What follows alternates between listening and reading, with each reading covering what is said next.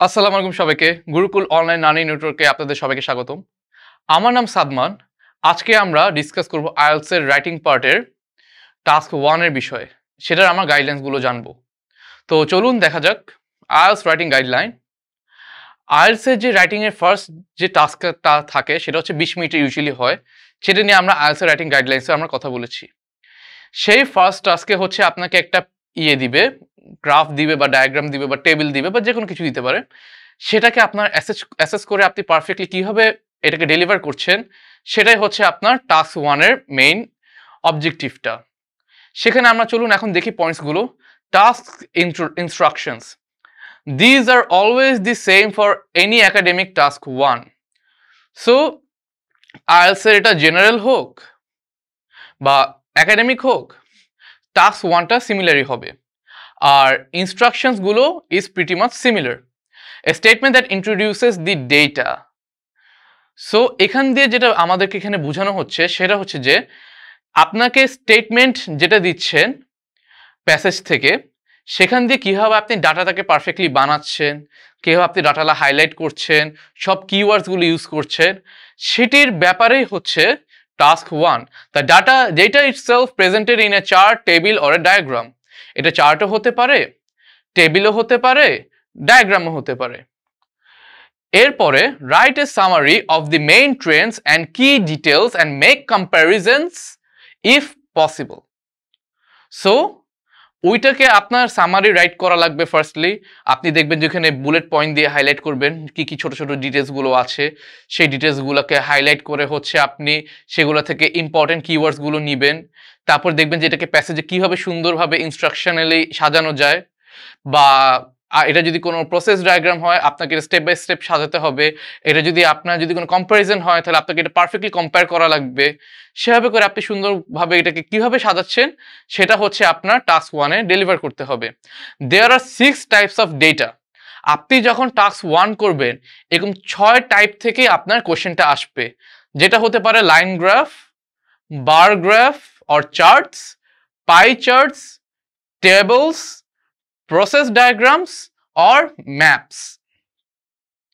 আমরা এই 6টি এখন সামনের স্লাইডসগুলোতে দেখব, কিন্তু যাওয়ার আগে আমি একটা জিনিস বলতে চাই, সেটা হচ্ছে যে যেই 6টি যে স্টেপস বা মানে টাইপসগুলো আছে সেই 6টিরই 6 রকমের রিকোয়ারমেন্টস থাকে।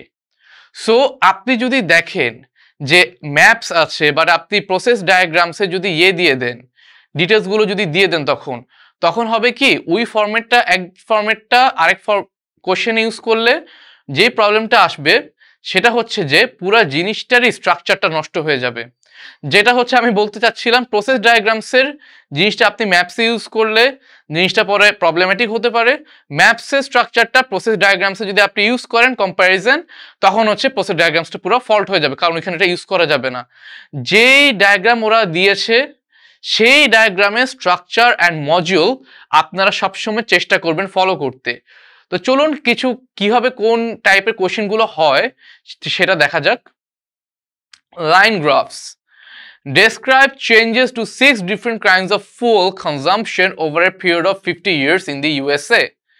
সো এখানে হচ্ছে ছোট করেই ফার্স্টে ডিটেলস দেওয়া আছে যে describe changes to 6 different kinds of fuel consumption over a period of 50 years in the USA. So describe the changes মানে হচ্ছে কি কম্প্যারিজন বের করা। সো আপনি এখানে কম্পেয়ার করবেন। এখানে দেখেন আপনার ছোট ছোট ছোট ছোট করে অনেকগুলো গ্রাফ দেওয়া। এখানে কিভাবে আপনি গ্রাফগুলোকে ক্রিয়েটিভলি হাইলাইট করতে পারেন, কি কি ডিটেলস আছে, কোন জায়গায় কোনটা একটু উঠেছে, কোনটা কোন জায়গায় একটু নেমেছে, কোন গ্রাফটা কোনটার থেকে সবচেয়ে বেশি, কোনটার গ্রোথ সবচেয়ে বেশি, কোনটার গ্রোথ সবচেয়ে কম, কোনটা কোন জায়গায় গিয়ে ড্রপ করেছে over the period of time, কোন পিরিয়ড অফ টাইমে সেটা উঠেছে, কোন পিরিয়ড অফ টাইমে এটা ড্রপ করেছে, কতটুকু উঠেছে, কতটুক ইউনিটসে সেটা বেড়েছে, সেই সব ছোট ছোট ডিটেলসগুলো আপনার মেনশন করা লাগবে। তারপরে হচ্ছে কোনটা কি নিয়ে সেগুলোও মেনশন করা লাগবে। যেমন এখানে বলা আছে যে US energy consumption by fuel 1980 to 2030। এখানে বোঝাচ্ছে আপনার পেট্রোল কেমন বেড়েছে, কোল কেমন বেড়েছে, ন্যাচারাল গ্যাস কেমন বেড়েছে, নিউক্লিয়ারের কনজাম্পশন কেমন বেড়েছে, তারপরে হচ্ছে আপনার ন্যাচারাল যে এনার্জিটা আছে সোলার বা উইন্ড সেটা কেমনে বেড়েছে, হাইড্রো পাওয়ার কেমনে বেড়েছে। 6টার ব্যাপারে হচ্ছে আপনার গ্রাফ দেওয়া আছে। সেখান থেকে আপনি পরে কম্পেয়ার করে টাইম দেখে, কোয়ান্টিটি দেখে, তারপরে এটার হচ্ছে ভ্যালিউ দেখে আপনি তারপর পারফেক্টলি একটা গ্রাফ একটা পারফেক্ট প্যাসেজ ক্রিয়েট করবেন। আমরা পরের যে ভিডিওসগুলো আছে সেখানে এটাকে কিভাবে করা যায়, তারপরে হচ্ছে এটার কি কি স্যাম্পল আছে যেগুলোতে অন্য মানুষরা ব্যান্ড স্কোর 8 পেয়েছে অ্যান্ড অ্যাবভ বা 7 অ্যান্ড অ্যাবভ পেয়েছে, সেগুলো নিয়ে আমরা হচ্ছে পরের ভিডিওসগুলোতে ডিসক্রাইব করব। তো চলুন এর পরের স্লাইডটা দেখা যাক। Bar graphs or charts, similar to line graph but এখানে হচ্ছে বার দেওয়া। Describe the changes to 3 different kinds of phone use over a period of 8 years in the UK. So এখানে হচ্ছে যে ডিফারেন্ট 3টি ফোনের টাইপ দেওয়া, যেটা হচ্ছে 8 বছরে কিভাবে ইউকেতে চেঞ্জ হয়েছে। এখানে যেমন আপনার ছোট ছোট করে অনেকগুলো ডিটেলস দেওয়া, লোকাল ফোন কোনটা, national and international fixed line কোনটা, মোবাইল ফোন কোনগুলো, তারপরে হচ্ছে এটা কত সাল থেকে কত সাল সেটাও বলা আছে, 1995 টু 2002। তারপরে এখানে আপনার 3টা মোবাইলে কম্পারিজন দেওয়া আছে, যেটা কখন কোনটা বাড়ছে কখন কোনটা কমছে, তারপর হচ্ছে এটা মিলিয়ন্সের ডিফারেন্সিয়েশনে দেওয়া, সেগুলো আপনি হাইলাইট করে তারপর হচ্ছে আপনি প্যাসেজটি লিখবেন। তারপরে পরেরটা দেখা যাক, সেটা হচ্ছে আপনার process diagrams. Describe the life cycle of A salmon. এখানে আপনার কিন্তু কোনো কম্পারিজন নেই, এখানে আপনার যেটা করা লাগছে সেটা হচ্ছে যে প্রসেসটা বলা লাগবে, যে একটা স্যালমন হচ্ছে কিভাবে ডিম আসে, ডিম থেকে তারপর এটা বড় হয়, ছোট মাছ হয়, ছোট মাছ থেকে এটা কি হয় বড় হয়, বড় হয়ে তারপর এটা ইভলভেশনটা কি হয়, সেটার ব্যাপারে হচ্ছে এই ডায়াগ্রামটা দেওয়া। অ্যান্ড এখানে বলে দিয়েছে হচ্ছে life cycle of A diagram, মানে হচ্ছে এটা সাইকেল ওয়াইজ হচ্ছে। এখানে আপনি যেমন সুন্দর করে ফার্স্টে ইন্ট্রোডাকশন দিবেন, তারপর হচ্ছে এটা কিভাবে একটি লাইফটাকে কিভাবে ইভলভ হচ্ছে বিগিন করবেন, তারপর এটা ফলোইং স্টেপসগুলোতে যাবেন, কি পয়েন্টসগুলো এখানে কি কি আছে সেখানে এটা হাইলাইট করবেন। কখনোই আপনি স্যালমনের ব্যাপারে যদি জানেন ওইভাবে ক্লিয়ারলি, আপনি বাইরে থেকে কোনো ডেটা এখানে ইনপুট করতে যাবেন না, ডায়াগ্রাম থেকেই যত ছোট ছোট ডিটেলস আপনি বের করতে পারবেন কম্পেয়ার করে, যে এখানে স্টেপ 1 এটা হয়েছিল, স্টেপ 2 তে এটা হয়েছিল, সেগুলি আপনি বের করে হচ্ছে স্টেপ বাই স্টেপ সুন্দর করে বসাবেন। বসিয়ে হচ্ছে আপনি প্রসেস ডায়াগ্রামটাকে তারপরে ফাইনালাইজেশনে বলবেন যে এটা এইভাবে লাস্টে এন্ড হয়, দেন এটা আবার এভাবে সাইকেল ঘুরবে, ঘুরে হচ্ছে এটা আবার রিপিট হবে, সেভাবে করে আপনি সুন্দর করে প্রসেস ডায়াগ্রামসটাকে হচ্ছে আপনি এক্সপ্লেইন করবেন। পরে হচ্ছে আপনার ম্যাপস। ম্যাপসের পার্টটা হচ্ছে পুরা এখানে বলাই আছে যে describe and compare 2 maps of an island before and after a development. এখানে আপনার টোটালি কম্পেয়ার করতে হবে যে আগে আইল্যান্ডটা কি ছিল, এরপরে আইল্যান্ডটা কি হয়েছে আপনার। এখানে দেখা যাচ্ছে যে আগে বাড়ি ছিল না, এখন বাড়ি এসেছে, তারপরে এখানে আগে হচ্ছে জাহাজ আসার কোনো জায়গা ছিল না, নতুন জাহাজ আসার জায়গা করেছে। এই পুরো ম্যাপস নিয়ে আমাদের আবার ভিডিও আছে, এটাকে পুরো ডিটেলস করে কে এই ম্যাপসের মধ্যে হচ্ছে ব্যান্ড স্কোর 8ও পেয়েছে, সেগুলো হচ্ছে আপনাদের সামনে হচ্ছে হাইলাইট করে ভিডিওটাকে দেওয়া হবে। এখানে আরো দেখা যাচ্ছে ছোট ছোট যে ডিটেলসগুলো, সাইডে একটা বিচ আছে, তারপরে হচ্ছে আপনার এখানে সুইমিং পুল বানানো হয়েছে, সেগুলো ব্যাপারে বলা আছে। ম্যাপের সময় একটা ইম্পর্টেন্ট ফ্যাক্টর হলো ডিরেকশনস। আপনি কখনো ম্যাপের মধ্যে বলবেন না যে এখানে এটা আছে ওইখানে এটা আছে, আপনার ডিরেকশনও বলা লাগবে যে ইস্টে এটা আছে, ওয়েস্টে এটা আছে, নর্থে এটা আছে, সাউথে এটা আছে, সেগুলো আপনার ম্যাপে সুন্দর করে হাইলাইট করে এগুলোকে মেনশন করা লাগবে। অর এলস আপনার ব্যান্ড স্কোরটা তখন উঠবে না, কারণ আপনি ডিরেকশন দিয়ে তাকে একদম পুরো এক্সপ্লেনেশনটা দিচ্ছেন না। তারপরে দেখা যাক টেবলস। টেবলস হচ্ছে is pretty plain and understandable. আপনাকে টেবিল দিবে, টেবিলের মধ্যে যেমন এখানে আছে কি, কোশ্চেনটা পড়ি আমরা, describe and compare sales of 2 different products in 5 countries over 5 years. So 5টা প্রোডাক্টের describe and compare 2 different products, 2টা প্রোডাক্টসের 5টা দেশে কিভাবে 5 বছরের চেঞ্জ এসেছে সেটা আপনাকে কম্পেয়ার করে তাদেরকে বলা লাগবে।